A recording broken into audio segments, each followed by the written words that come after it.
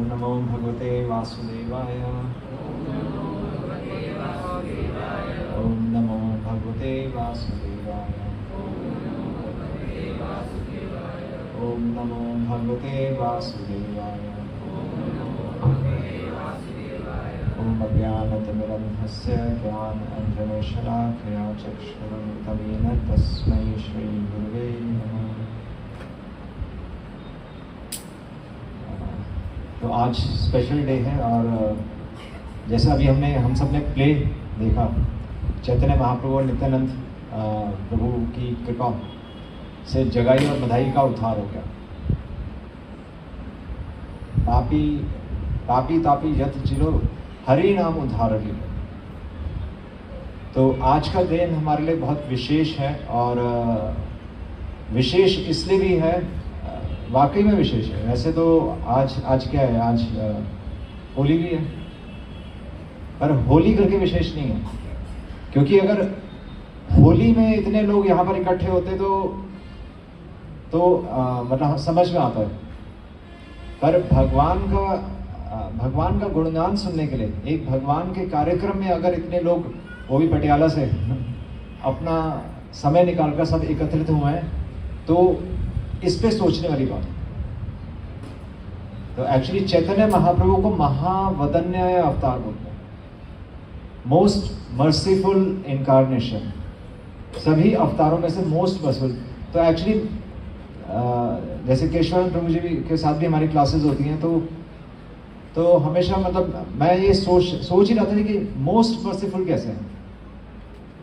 मतलब वो हम कहते तो हैं कि उन्होंने कृष्ण प्रेम बांटा, पर मतलब ऐसा लगता नहीं ना कि कृष्ण प्रेम बांटा, मतलब कहाँ है कृष्ण में, अभी तो हमारे जीवन में कुछ और ही चल रहा है। तो मैं ये इस बात पे थोड़ा चिंतन कर रहा था कि कैसे चैतन्य महाप्रभु, जिनका भी यहाँ पर प्ले हमने देखा, जो कि 500 साल पहले, करीबन 500 साल पहले नवदीप मायापुर बंगाल में जो कि अवतरित हुए थे और जो कि राधा कृष्ण के सम्मिलित अवतार माने गए, और उनको हम एक रिवोल्यूशनरी सेंट बोलते हैं, क्रांतिकारी सेंट। उनके आने से उन्होंने क्या हमारे जीवन में परिवर्तन ला दिया, ऐसा वो हम थोड़ा समझने का प्रयास करेंगे।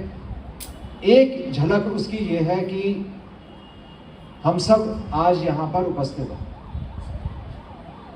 आश्चर्य की बात ये नहीं कि हम सब उपस्थित हैं, आश्चर्य की बात ये है कि अगर आप देखेंगे कि भगवान का कोई भी कार्यक्रम होता है तो उसमें ज़्यादातर वृद्ध लोग होते हैं, है ना, मतलब जो रिटायर हो जाते हैं, या फिर एक गायक मंडली होती है माताओं की।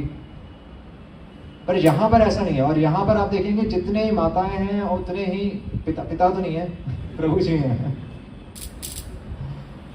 हम प्रभु जी बोलते हैं क्योंकि सभी, हर एक जीव में हम भगवान का अंश देखते हैं, इसलिए हम सभी को प्रभु जी बोलते हैं।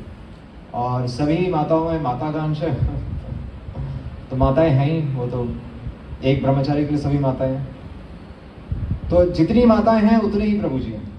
तो ये आश्चर्य की बात, ये चैतन्य महाप्रभु ने हमें वास्तव में दिया है कि चैतन्य महाप्रभु ने हमें भक्ति का विज्ञान समझा दिया कि हम, ऐसा कहा जाता है कि कलयुग कलह का समय है ना, हर किसी के मन में क्या है, कलह हो रहा है। मंद सुमंद मतयो मंद भाग्य ही उपरदतः, हमेशा हम डिस्टर्ब रहते हैं। पहले हम आलसी हैं, मंद सुमंद मतयो, हमारी बुद्धि भी तीव्र नहीं है कि हम शास्त्र समझ सकें, मंद भाग्य।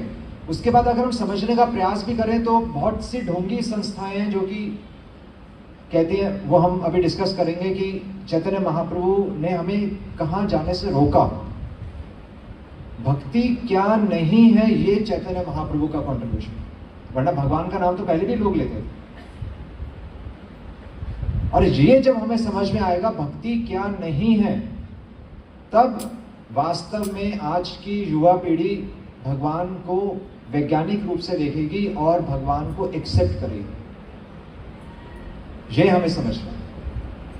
अगर हम एक साधारण भाषा में अगर बात करें तो चैतन्य महाप्रभु तो भारत में तो जैसे सभी लोग धार्मिक हैं, हर परिवार में, हर घर में मंदिर है, और हम सब पूजा भी करते हैं, कोई अगरबत्ती, और अलग अलग धर्म है पर फिर भी सबकी अपनी अपनी आस्था है। नास्तिक शायद ही कोई मिले हमें, तो चलो नास्तिकों को हम थोड़ा साइड में कर देते हैं, हम अभी आस्तिकों की ही बात करते हैं, जो अध्यात्म में रुचि रखते हैं, जो समझने का प्रयास कर रहे हैं कि इस क्षेत्र में कुछ हमारे लिए कहा गया है और हमें उसे समझकर अपने जीवन में लगाना है। ऐसे लोगों को आध्यात्मिक बात बोला जाता है। सबसे पहली श्रेणी है जो लोग आध्यात्मिक होते हैं, जो ये विश्वास करते हैं कि भगवान है।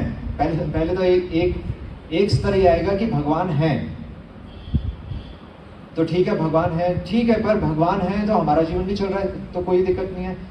वो ज़्यादा भगवान के बारे में ऐसे लोग सोचते नहीं हैं। उनको पता है भगवान है, वो अपना काम कर रहे हैं, हमें अपना काम करना है, हम अपनी जॉब करेंगे, बस चलो चलना ठीक है। तो एक श्रेणी ये होगी। अगला स्तर क्या है? अगला स्तर है भगवान है, पर भगवान कितने महान है। अब आप भगवान के बारे में सोच रहे हैं, उनका ऐश्वर्य के बारे में सोच रहे हैं, भगवान हमें कैसे चीजों को प्रोवाइड कर रहे हैं, अन्न कहां से आ रहा है, ये वर्षा कहां से आ रही है, अन्न कहां से आ रहा है, सूरज कहां से आ रहा है, चंद्रमा की रोशनी कहां से आ रही है, चंद्रमा की चांदनी, रोशनी भी ना बोले, चंद्रमा की चांदनी। आजकल आज ही तो है, आज पूर्णमासी है, क्या बोलते हैं, पूर्णमासी बोलते हैं, पूर्ण चंद्र, पूरा चंद्रमा है आज। और आप अगर उसको देखेंगे तो कल एक्चुअली हम बद्रिकाश्रम में, जैसे प्रभु जी ने अभी बताया कि वहां पर लाइट नहीं है, तो वहां पर जब हम चैंटिंग, कल रात में हम चैंटिंग कर रहे थे, तो ऊपर आसमान में आप अगर चांद को देखते हुए अगर चैंटिंग करेंगे, भगवान का नाम लेंगे, तो आप सोचिए कि क्या आपको अनुभव होगा।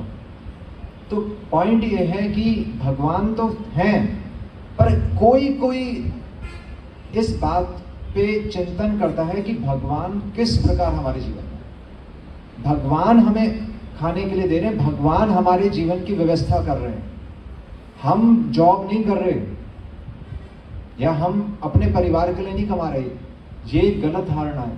भगवत गीता यही कहती है कि अहम क्या है वो,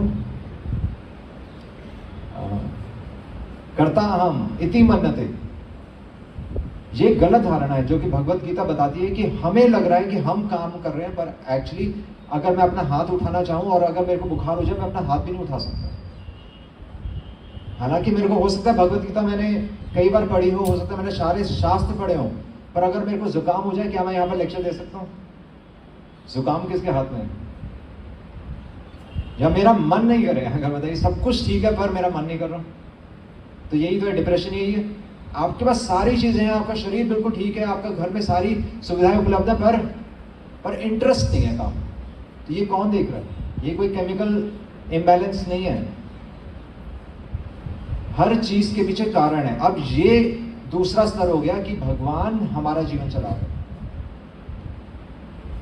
तीसरा भी, इसके ऊपर भी एक लेवल है, केवल ये हमें ये नहीं समझना, इसके ऊपर जो नेक्स्ट लेवल है, पहले है भगवान है, पर अब वो अपना काम कर रहे हैं, हम अपना काम कर रहे हैं। दूसरा है कि भगवान है और महान है और हमारा जीवन चला रहे हैं। तीसरा जो ज्ञान है वो है भगवत गीता का ज्ञान। अब भगवान यहां पर पूरा विज्ञान समझा रहे हैं। अब भगवत गीता में वहां पर विशेष क्या है, कोई बता सकता है? ठीक है, भगवान है, हमारा जीवन चला रहे हैं, भगवत गीता में क्या विशेष है? एक्स्ट्रा क्या है? एक्स्ट्रा क्या है? सायरन की आवाज सुनकर अंदर कुछ होता है ना? हो रहा है नहीं हो रहा? या तो एम्बुलेंस या पुलिस, साउंड से यानी कि आपके इमोशंस जुड़े हैं। तो जब भगवान हमारे जीवन में, तो क्या इमोशंस नहीं है कि नहीं है? तो भगवान केवल मूक, मतलब वो साइलेंट हमें देख नहीं रहे, उपदृष्टा, केवल हमें ऐसे, मतलब वो हमें देख नहीं रहे, हम उनके सामने हाथ जोड़ के खड़े नहीं हुए, वहां पर गीता आती है। वो गीता क्या है? वो गीता है संबंध। भगवान अपने भक्त के बारे में सोचते हैं और भक्त भगवान के बारे में सोचते हैं। तो इसलिए तो बोला गया है, भगवान ने अर्जुन को गीता क्यों बोली?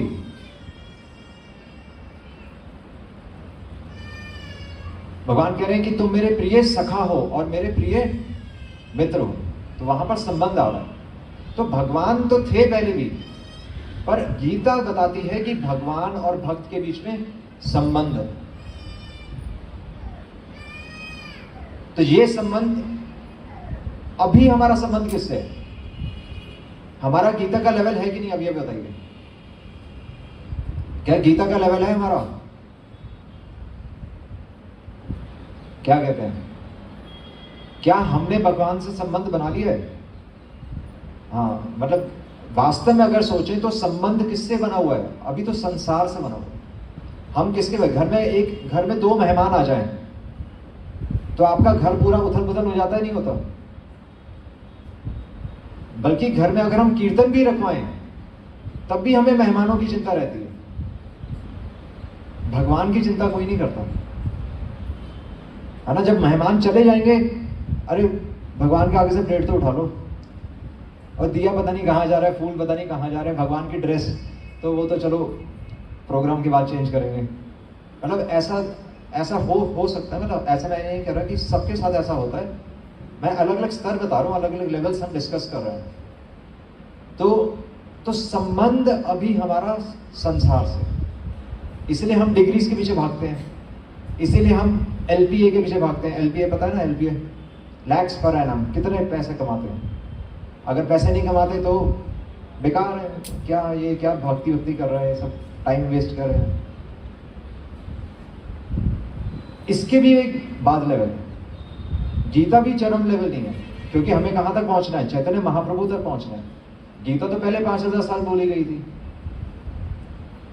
तो प्रॉब्लम क्या थी यहां पर कि हमारा भगवान से संबंध है, पर भगवान ने जब अर्जुन को अपना विराट रूप दिखाया, विराट रूप पता है समय पता है सबको महाभारत में, कि विराट रूप जो कि भगवान सभी देवी देवताओं का और पूरी सृष्टि का भक्षण कर रहे हैं, महाभारत की दोनों सेनाओं का भक्षण कर रहे हैं। इस सृष्टि पे जो सब कुछ है, सब कुछ भगवान के मुख में प्रवेश कर रहा है। वो भगवान का विराट रूप है। कई लोग इस विराट रूप को ही पूछते हैं।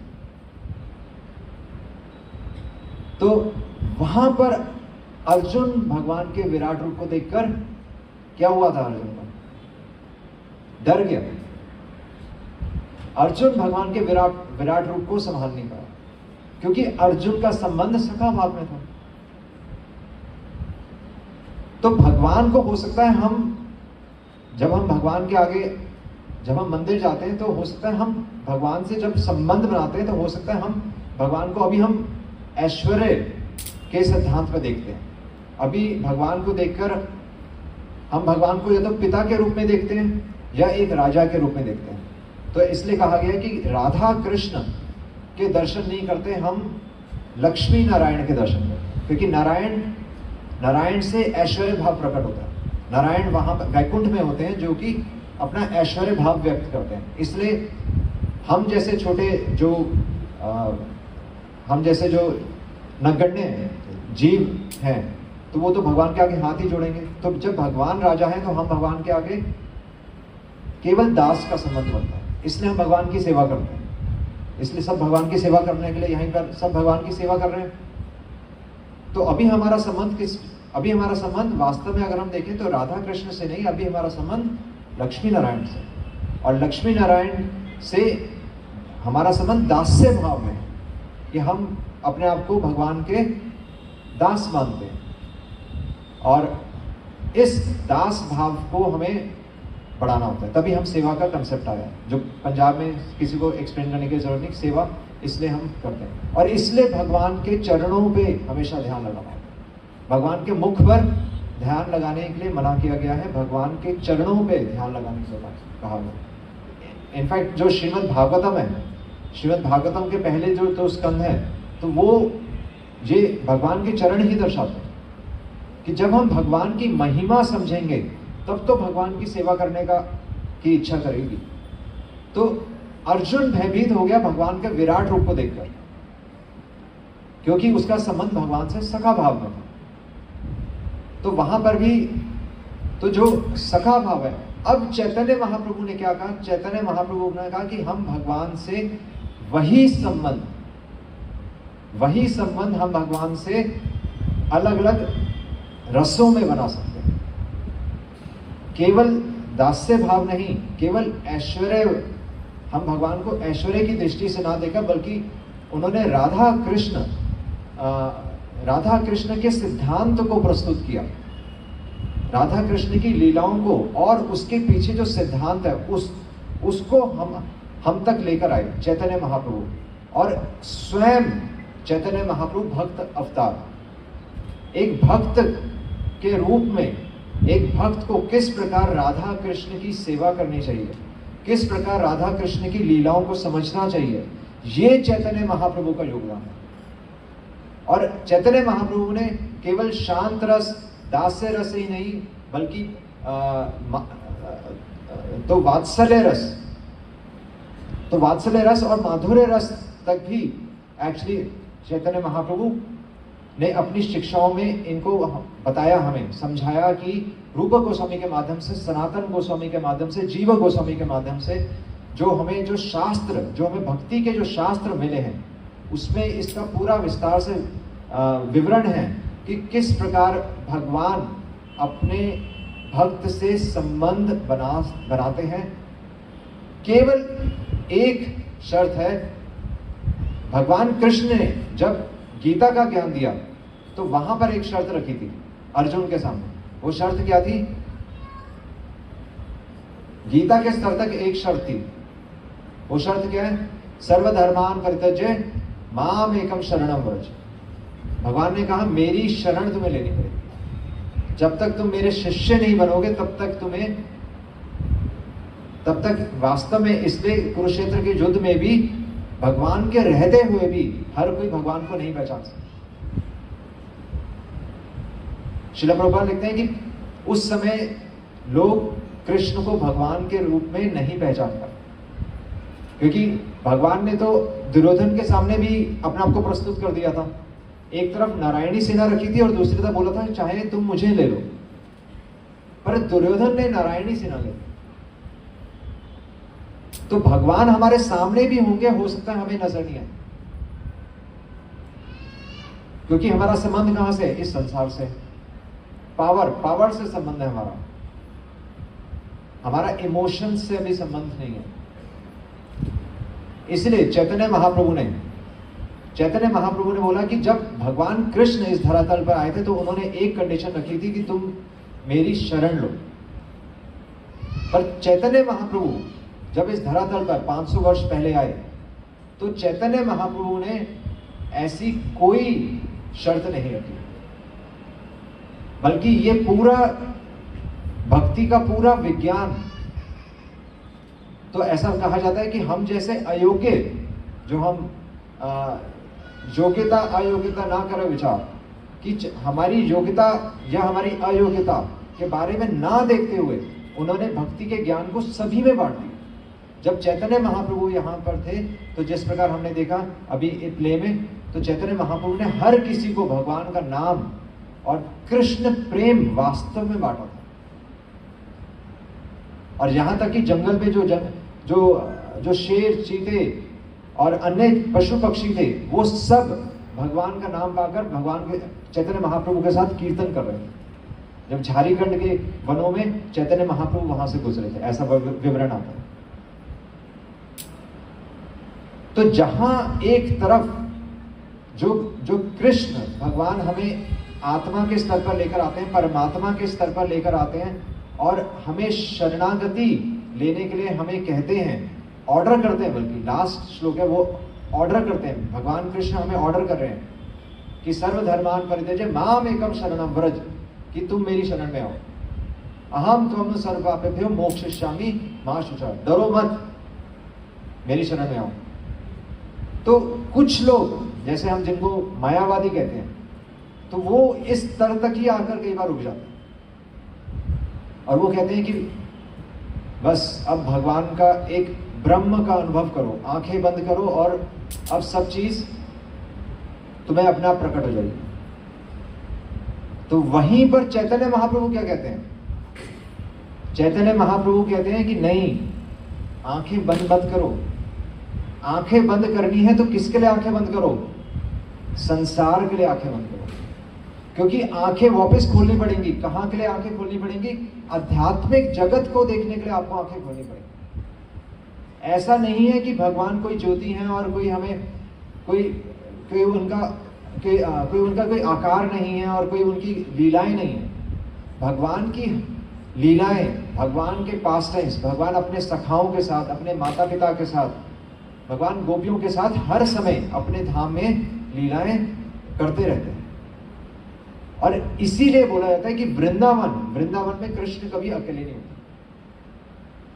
चैतन्य महाप्रभु ने ही, बल्कि हजारों साल पहले जब वृंदावन था, जब भगवान ने धरातल पे आए थे और वृंदावन में उन्होंने अपने लीलाएं की थी, उसके बाद वृंदावन लुप्त हो गया था। ये केवल 500 वर्ष पहले वृंदावन को वापस ढूंढा गया है। आप अगर इसकी हिस्ट्री देखेंगे, वृंदावन की हिस्ट्री देखेंगे तो चैतन्य महाप्रभु के जो षड गोस्वामी हुए थे, जो यहाँ पर ऑल्टर में प्रभुपाद, गुरु परंपरा में साथ में रूप गोस्वामी, सनातन गोस्वामी, रघुनाथ दास गोस्वामी, रघुनाथ भट्ट गोस्वामी, तो ये सब जो षड गोस्वामी हैं, इन्होंने वृंदावन को वापस ढूंढा। राधा कुंड, श्याम कुंड, जो हम आज वृंदावन जाते हैं और जो आज हमारे पास शास्त्र अवेलेबल हैं, जो उपलब्ध हैं, वो इन आचार्यों की देन है, वो चैतन्य महाप्रभु की देन है। और चैतन्य महाप्रभु ने कहा कि वृंदावन में कृष्ण कभी अकेले नहीं होते। कई लोग रखते हैं ना कि कई लोग भगवान कृष्ण की मूर्ति अपने घर में रखते हैं, तो वो सही नहीं है, क्योंकि शास्त्रों के अकॉर्डिंग भगवान हमेशा अपने भक्तों के साथ हैं। और इसीलिए भगवान भगवत गीता में कह रहे हैं, अर्जुन को कह रहे हैं कि ऐसा कभी समय नहीं था कि तुम नहीं थे, और ऐसा कभी भी समय नहीं था कि मैं भी नहीं था, और ये राजागण भी नहीं थे। ये सब पहले भी थे, अभी भी हैं और आगे भी रहेंगे। बस फर्क सिर्फ इतना है कि ये सब अपना पुराना जीवन भूल चुके हैं, और मुझे तुम्हारे सारे पुराने जीवन याद है। वहां पर भगवान ने स्पष्ट तौर से जीव आत्मा को विष्णु तत्व से अलग कर दिया। एक साधारण जीव आत्मा भगवान नहीं बन सकती।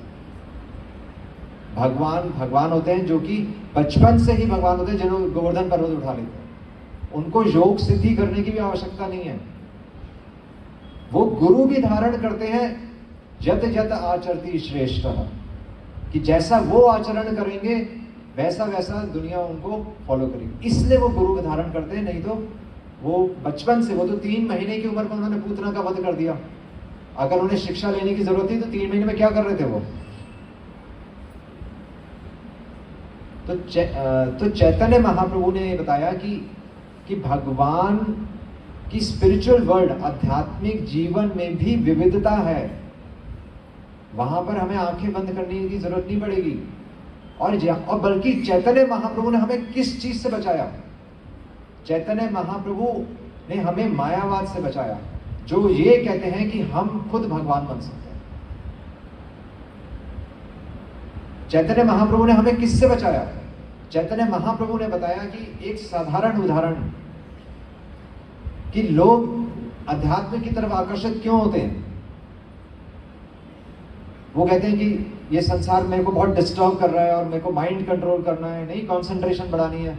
लोग ऐसी ऐसी बातें करते हैं कि हम तो योग करते हैं, कहते हैं ना हम तो अष्टांग योग करते हैं, कोई कहते हैं हम तो ज्ञान लेते हैं, हम तो ज्ञान योग करते हैं। चैतन्य महाप्रभु का सिद्धांत क्या था? एक उदाहरण से हम समझ सकते हैं। एक अगर बच्चे को, एक छोटे बच्चे को, सबसे छोटा बच्चा जहां पर है वो क्या कर रहा होगा? अभी छोटा बच्चा को देखिए, सब छोटे बच्चे क्या करते हैं? डिस्टर्ब ही करते हैं और कुछ नहीं करते, मतलब इधर उधर भागते हैं और उनको पकड़ के बिठाना पड़ता है और उनको ताड़ना भी पड़ता है। इसलिए बोला जाता है कि छोटे बच्चों को कई बार ताड़ना पड़ता है। उनको कुछ समय, वो अपनी दुनिया में ही होते हैं।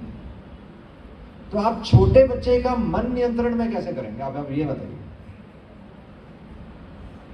मन तो वही है, चंचला ही मनः कृष्ण।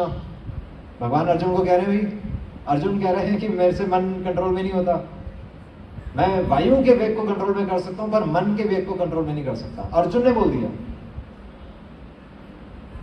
और जो साक्षात भगवान कृष्ण के साथ जो उनका सखा है वो कह रहे हैं कि मेरे से मन कंट्रोल में नहीं होता, और हम कहते हैं कि हमसे मन कंट्रोल में हो जाएगा, नहीं ना?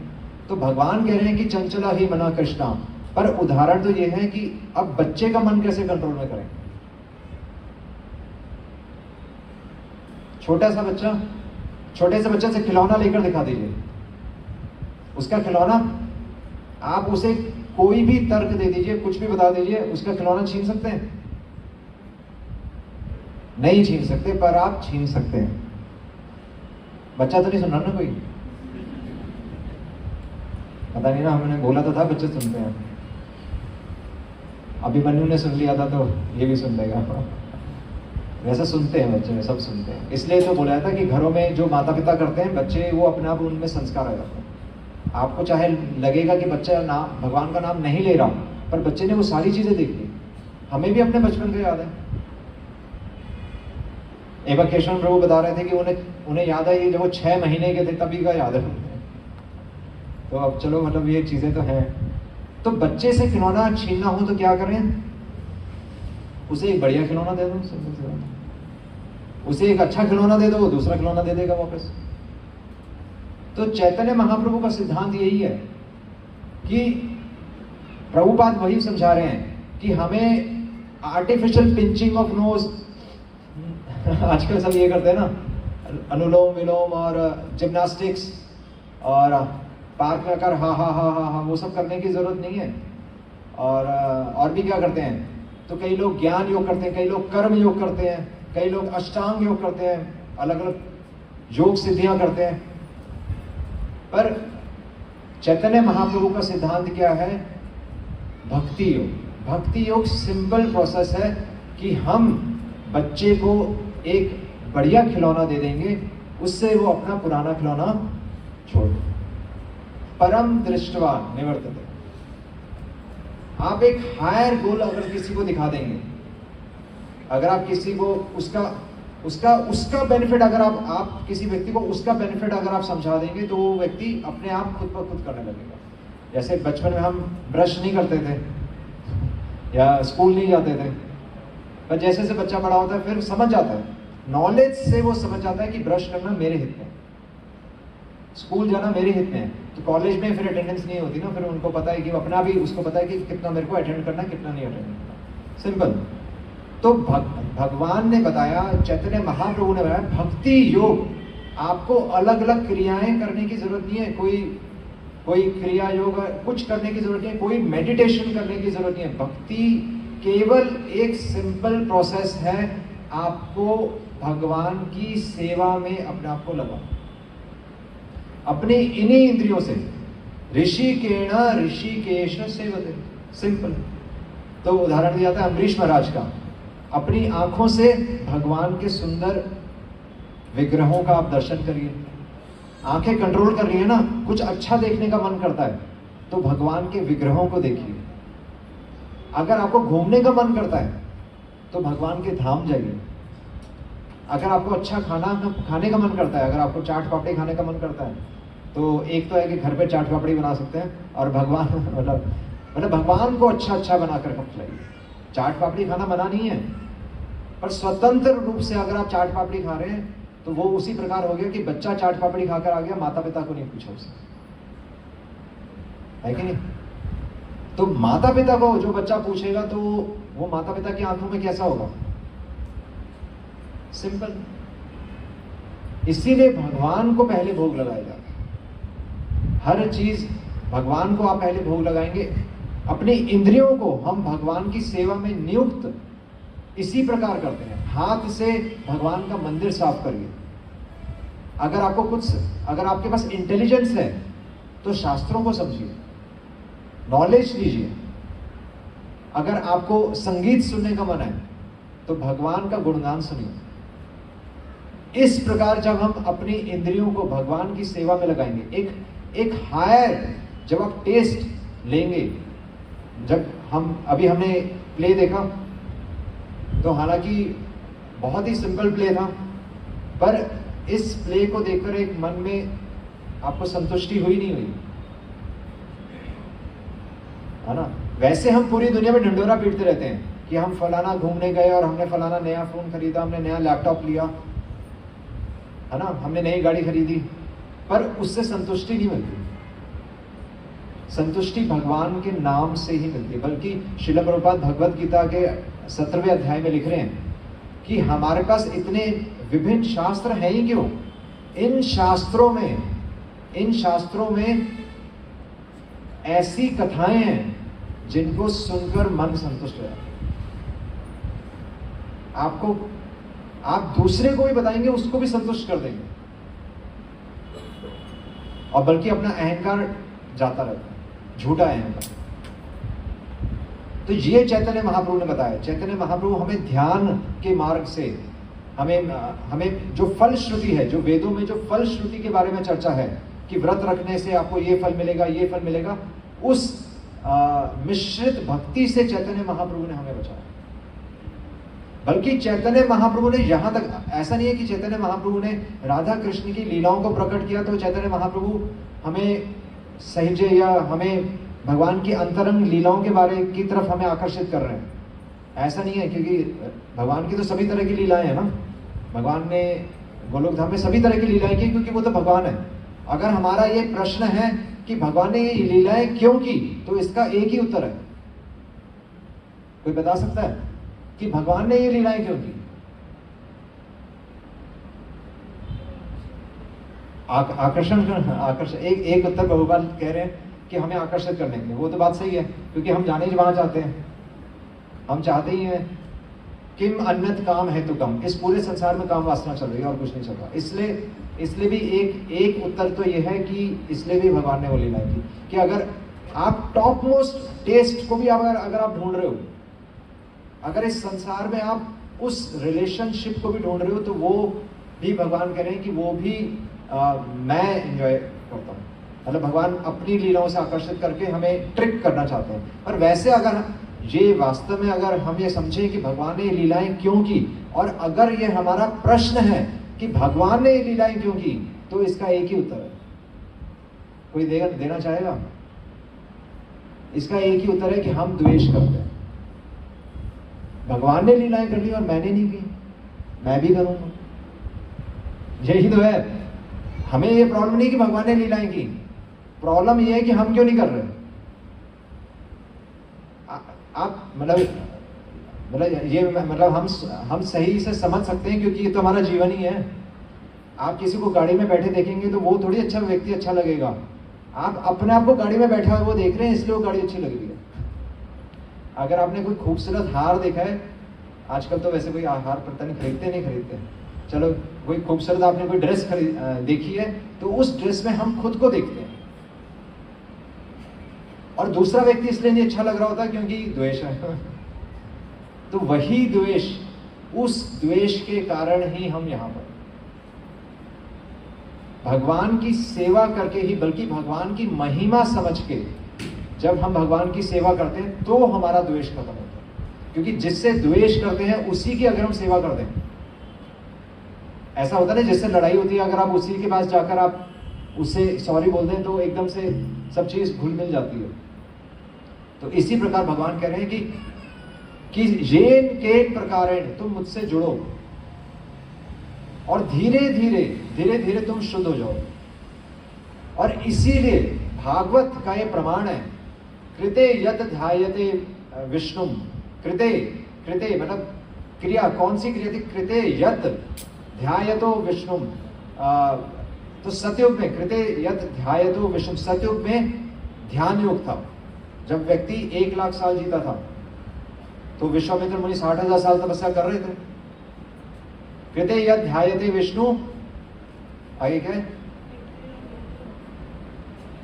त्रेतायाम यज्ञो मखई।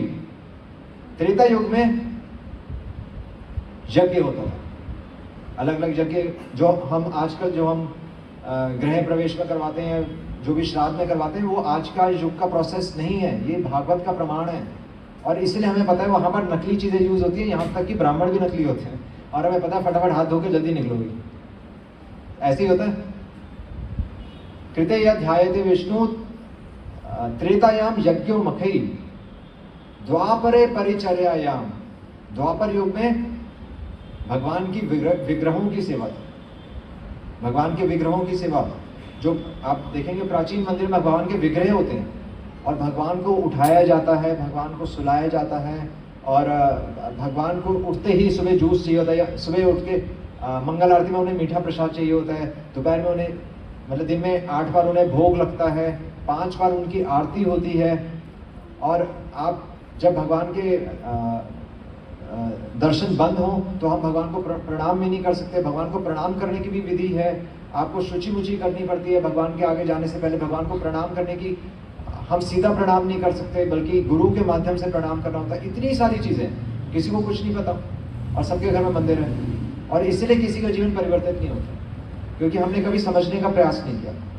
क्योंकि ये विधि भी द्वापर युग की, पर हम फिर भी, क्योंकि द्वापर युग के एंड में अभी कलयुग की शुरुआत है, इसलिए हम भगवान के अर्च विग्रह की विधि की हम हेल्प ले लेते हैं। क्योंकि एक गृहस्थ क्या करेगा, एक गृहस्थ तो घर से बाहर कैसे निकलेगा, नहीं, उसको तो जॉब पे भी जाना है, बच्चे के लिए भी उसको देखना है, घर में बच्चे हैं, मेहमान भी आ जाते हैं, इसलिए घर में भगवान की डीटी वर्शिप करने का अभी प्रोविजन रखा गया। पर वहाँ पर भी भगवान के साक्षात विग्रहों को रखने के लिए मना किया जाए। जहाँ पर भी आप देखेंगे तो भगवान की तस्वीर है, अगर आप ध्यान से देखें तो भगवान की तस्वीर है। जब भगवान की तस्वीर लेकर हम ट्रेंड हो जाए, हम प्रशिक्षित हो जाएंगे, आप ट्रेनिंग ले लो, उसके बाद भगवान के विग्रह घर पे आ सकते हैं। उसके लिए भी प्राण प्रतिष्ठा होती है। प्राण प्रतिष्ठा यानी कि समझ में आ रहा है कि जैसे घर में एक शिशु ने जन्म लिया, आपको दूध पिलाना पड़ेगा हर 2 घंटे में। मतलब फॉर एग्जाम्पल, जैसे छोटा बच्चा हर 2 घंटे में दूध मांगता है, छोटा बच्चा रोएगा तो आप ये नहीं कह सकते कि मेरे को नींद आ रही है, आपको उठना ही पड़ेगा। एक माँ को पता होता है। तो जब आपने प्राणों को घर में स्थापित कर दिया, तो फिर आप ये नहीं कह सकते कि मैं भगवान को सुलाकर हम घूमने जा रहे हैं। लोग तो अपने पशु को भी घर में नहीं छोड़ते। आप पशु को, जिनके घर में कुत्ता होता है, के घर में बंद करके चले जाते हैं, कॉमन सेंस। तो भगवान जीवित हैं, यही है चैतन्य महाप्रभु की यही कृपा है, यही वो ज्ञान है जो हम जीवन अपना जी रहे हैं। और तब उस ज्ञान से आकर्षित होकर आप सब यहाँ पर आए हैं। आप सब कोई फर्स्ट टाइमर्स कितने हैं यहाँ पर, पहली बार जो आए हैं? चलिए, पर काफी है वैसे। पर जो जुड़े हुए हैं उनको पता है कि भगवान को हम कैसे उनका आदर करें। और वैसे भारत में सबके घर में आई थिंक फॉलो होता भी है, ज्यादातर सबके घर में फॉलो होता है, पर धीरे धीरे। श्रील प्रभुपाद ने एक बात बोली है, सबसे जरूरी चीज ये है आज अगर आप कोई मैसेज ले जाना चाहें, सबसे जरूरी चीज ये है, श्रील प्रभुपाद लिखते हैं, चैतन्य महाप्रभु की यही शिक्षा है, सबसे जरूरी चीज है। श्रील प्रभुपाद ने कहा कि मैंने ये सोसाइटी की जो ये सोसाइटी की मैंने स्थापना की है, जो हम इस्कॉन की हमने स्थापना की है, श्रील प्रभुपाद ने कहा वो मैंने क्यों की है।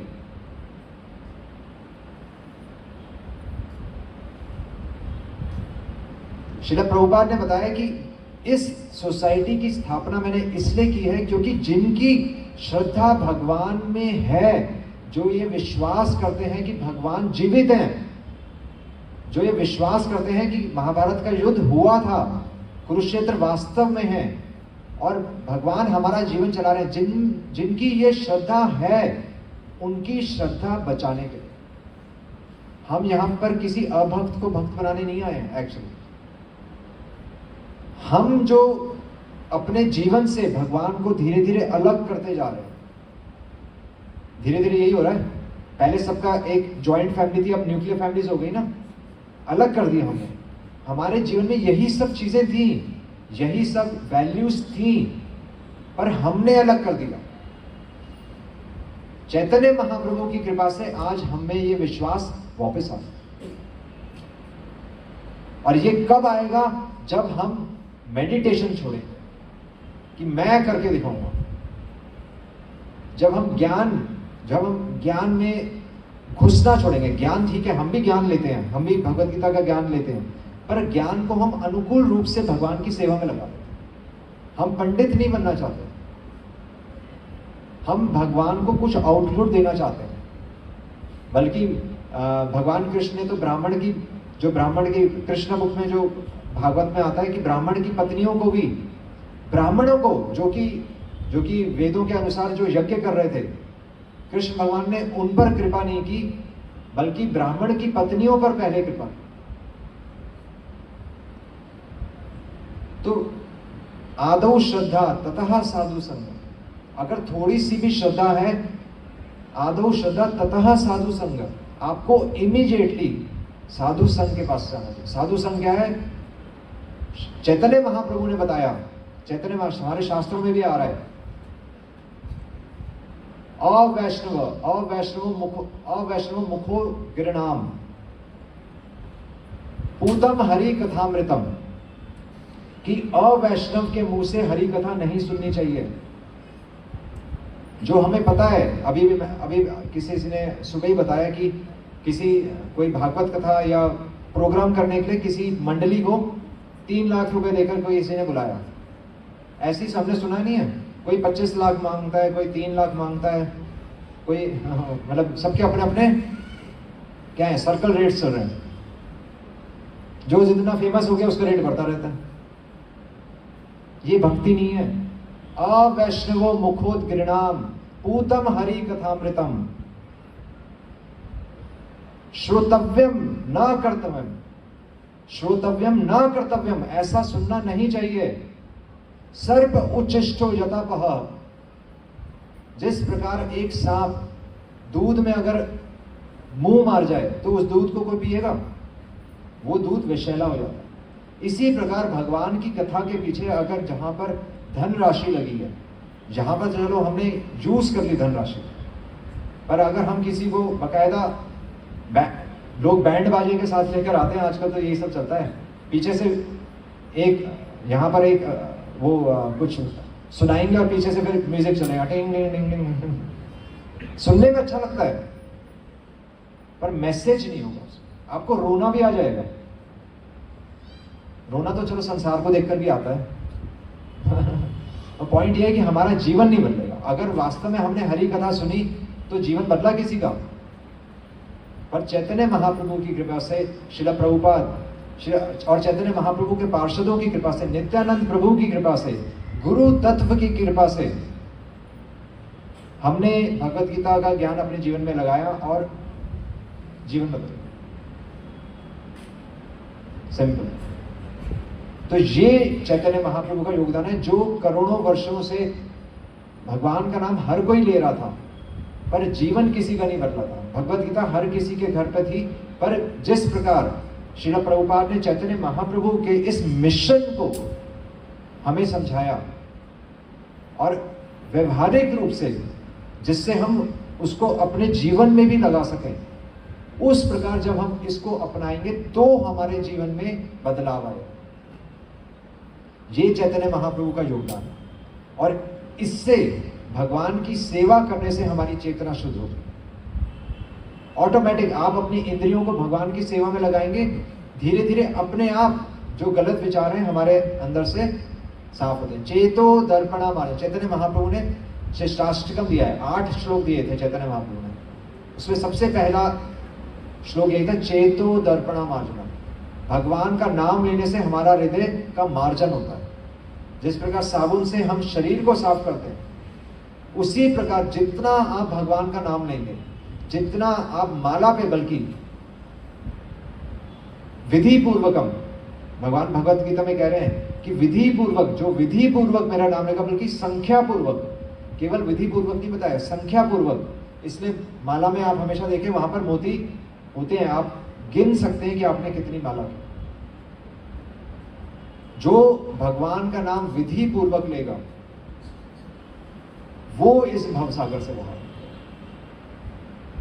ये चैतन्य महाप्रभु की कृपा है, ये चैतन्य महाप्रभु हमें समझाने पे आ रहे हैं।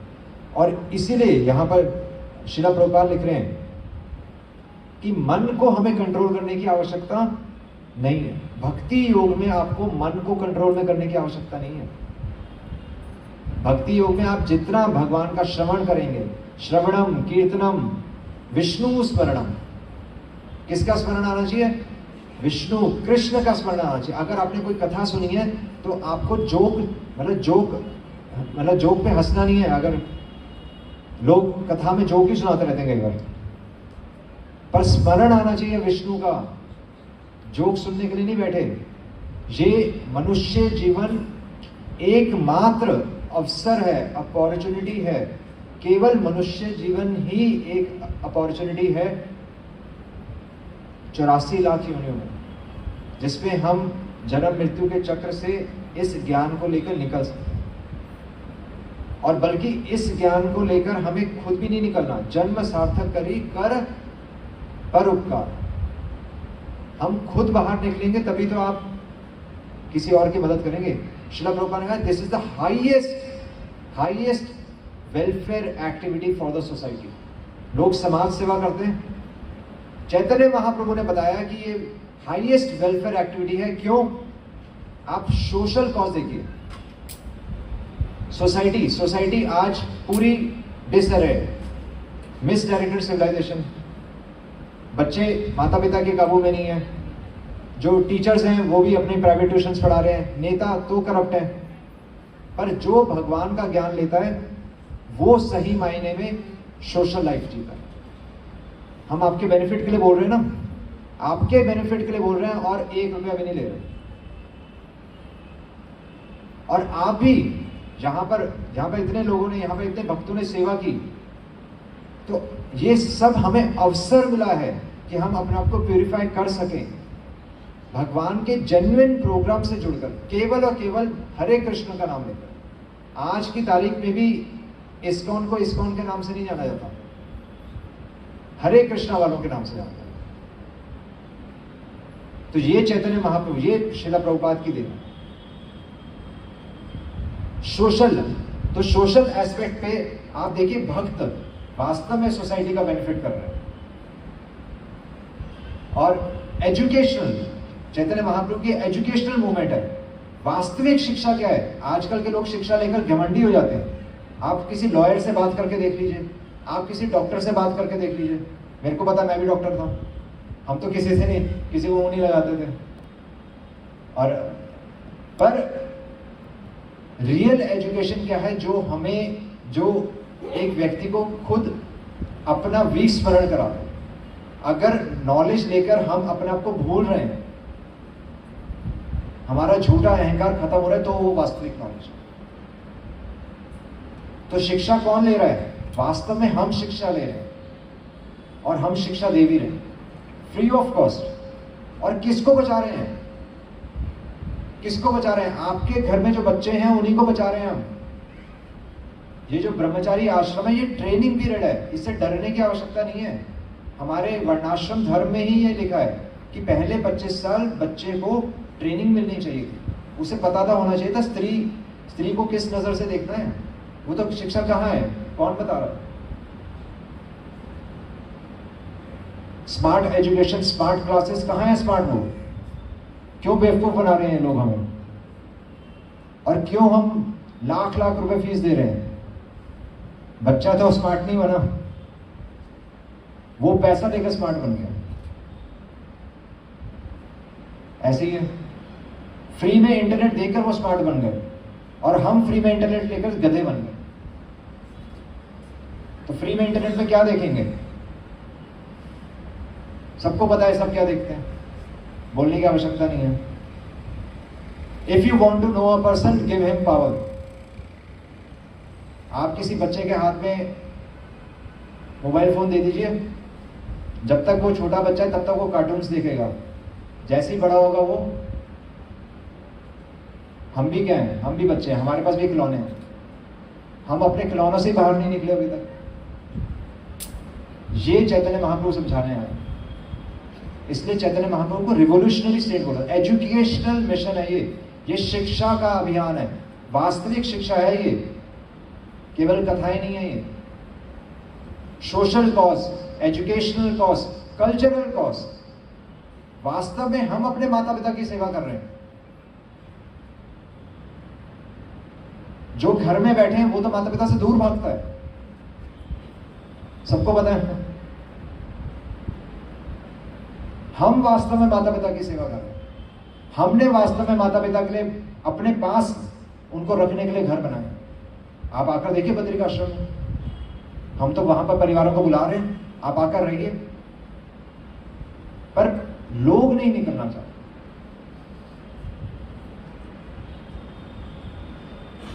तो ये आध्यात्मिकता है, वास्तविक में ये आध्यात्मिकता है। अगर किसी संत से मिलेंगे तो संत, ऐसा कहा गया, a saint is a person one who cuts, जो हमारे गलत सिद्धांतों को काटेगा वो सेंट है।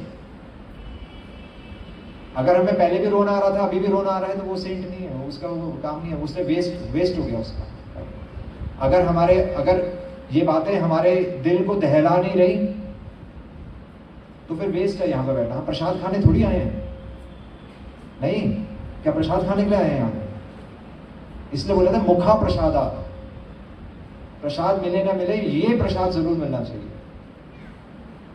इसीलिए श्रील प्रभुपाद कह रहे हैं सबसे जरूरी है जिसकी श्रद्धा है, जो ये विश्वास है जिसको कि कृष्ण भगवान है, उसकी श्रद्धा बचाने के लिए हमने ये सोसाइटी बनाई है। आपको ये सोसाइटी ज्वाइन, मतलब पहली बात तो ये, हम कहीं साइन नहीं करते, आज तक मैंने कहीं साइन नहीं किया सोसाइटी ज्वाइन करने के लिए, पर फिर भी हम एकजुट क्यों होते हैं? एक दूसरे की श्रद्धा बढ़ाने, भगवत गीता का नाम, भगवत गीता का प्रचार अपने जीवन में करने के लिए। आपको भगवत गीता जीवन जीना है। भगवत गीता का एक ही मैसेज है कि प्रेम, मैत्री, कृपा, उपेक्षा। प्रेम केवल और केवल किससे है? प्रेम कृष्ण से। इस संसार में आप किसी से प्रेम नहीं करेंगे। अपने से शायद हो सकता है हम थोड़ा प्रेम करते हो पर अपने से भी प्रेम नहीं करते। तो वो आता रहा है, ना ते विदुह स्वार्थ गतिम, ना ते विदुह।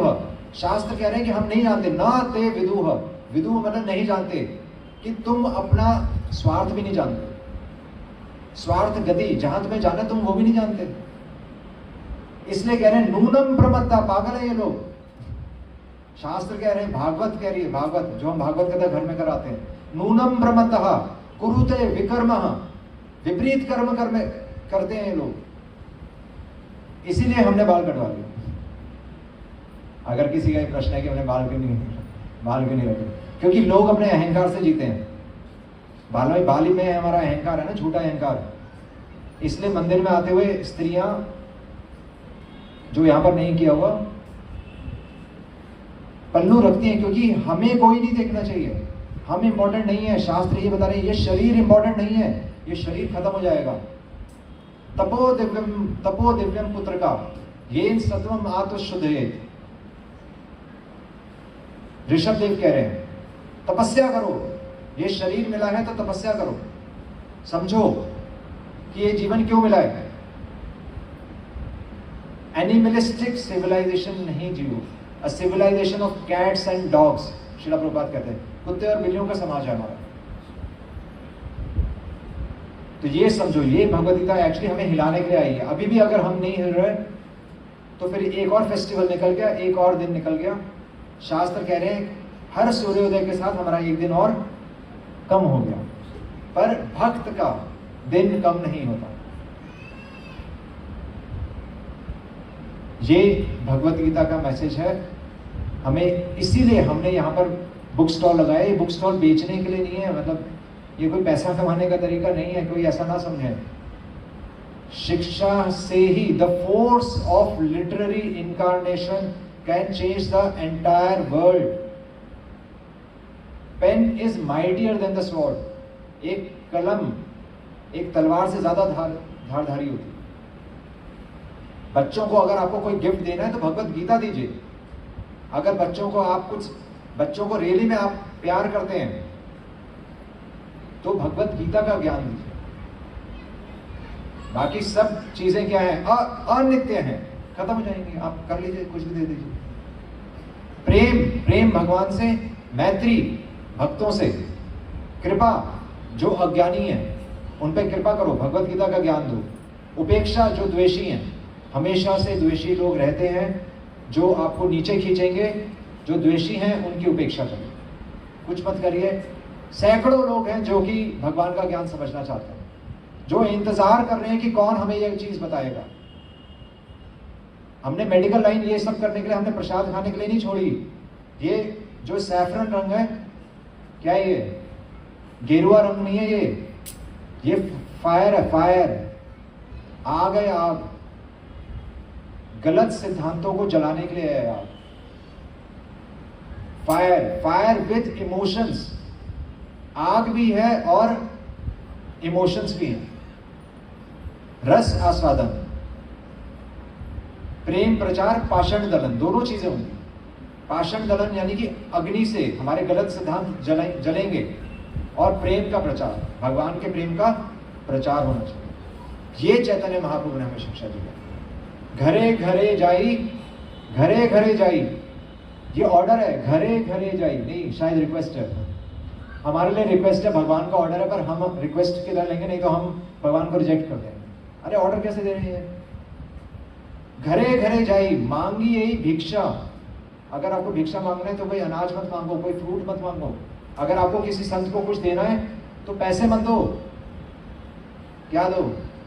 कपड़े, कपड़े भी चाहिए होते हैं ना, फ्रूट्स नहीं। नहीं, संत को अगर कुछ देना है तो अपना जीवन दो, तब उसके सामने झुको, तब उसके पैर छुओ। मतलब पैर क्यों छूते हैं? अभी भी सैकड़ों लोग पैर छूकर चले गए, कुछ हुआ नहीं। वो फलश्रुति के लिए छूकर चले गए कि भाई मेरे गाड़ी सही सलामत रहे, बच्चे सुखी रहे।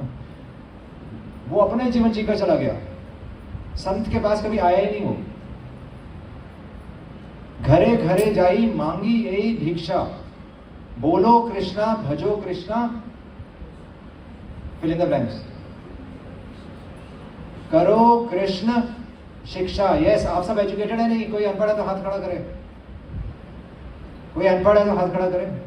भगवान की दृष्टि से हम सब अनपढ़ हैं। चलो एक बात थी, पर वैसे मतलब हम सब पढ़े लिखे लोग हैं। पटियाला में हम सब मतलब सब वेल एजुकेटेड फैमिली से हैं सब। तो आप सब बच्चों को ये नॉलेज क्यों नहीं दे रहे? क्यों चीट कर रहे हैं हम उन्हें? बच्चा तो हम पर निर्भर है ना, उसका रिएक्शन किसको आएगा? कर्म बंधन हमें ही आएगा। अगला जन्म हमारा होगा, हम बच्चे बनेंगे, वो हमारे माता पिता बनेंगे, और वो भी हमें ज्ञान नहीं देंगे। तो चाहे आप सबसे पतली से पतली बुक लेकर जाइए, पर निवेदन यही है कि भगवत गीता यथारूप वाली होनी चाहिए, क्योंकि इसी बुक को पढ़कर हमारा जीवन बदला है। भगवत गीता तो 700 तरह की है, इसलिए कह रहे हैं 700 तरह की भगवत गीता आपका जीवन नहीं बदलेंगी। घरे घरे जाई, मांगी यही भिक्षा। बोलो कृष्णा, भजो कृष्णा, भजो, बोलो कृष्णा, भजो कृष्णा, करो कृष्ण शिक्षा। जा रे देख तारे, क्या है? जा रे कहे तार, जा रे देखो तारे कहो कृष्ण उपदेश। कृष्ण उपदेश है भगवत गीता, डायरेक्ट ऑर्डर है। हरे कृष्णा कृष्णा कृष्णा हरे हरे, हरे राम राम राम हरे हरे। अगर सब मिलकर एक माला कर सके भगवान की, नहीं हमने किया तो बहुत अच्छा महसूस होता है। आप सब अपने जब भी इकट्ठे हों अपने घर में, आप भगवान का नाम माला पे लीजिए। कोई फ्री ऑफ कॉस्ट, भगवान का नाम लेने में कोई पैसे नहीं है। आपको भगवान की दीक्षा लेने में आपको कोई पैसे देने की जरूरत नहीं है। भगवान का नाम अपने जीवन में लीजिए। ये चैतन्य महाप्रभु की कृपा है, इसको कहते हैं महावदन्य। ये सब नॉलेज कहाँ से आ रही है? चैतन्य महाप्रभु से। उनका आज आविर्भाव हुआ।